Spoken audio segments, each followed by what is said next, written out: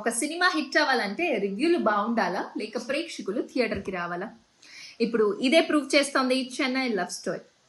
తొలి ప్రేమే తోపు కాదే అమ్మడు అంటూ ఈ సాంగ్ని మాత్రం యావత్ యూత్ని అయితే అట్రాక్ట్ చేసిందనే చెప్పాలి. మరి ఎందుకు చెప్తున్నానంటే మిక్స్డ్ నెగిటివ్ టాక్ వచ్చిన థియేటర్లో మాత్రం కపుల్స్ క్యూ కడుతున్నారు ఈ సినిమాకి. ముఖ్యంగా ఎమోషనల్ లవ్ స్టోరీకి యూత్ కపుల్స్ బాగా కనెక్ట్ అవుతున్నారనే టాక్ అయితే వినిపిస్తోంది. మనం చూసాం కూడా థియేటర్ల ముందు.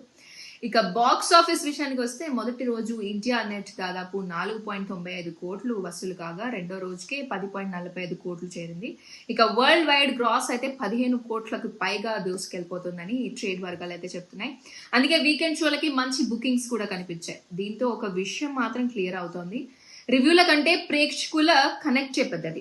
నెగిటివ్ టాక్ ఉన్న ప్రేమ కథ నచ్చితే ఆడియన్స్ థియేటర్లోకి వస్తారని చెన్నై లవ్ స్టోరీ మరోసారి నిరూపించింది.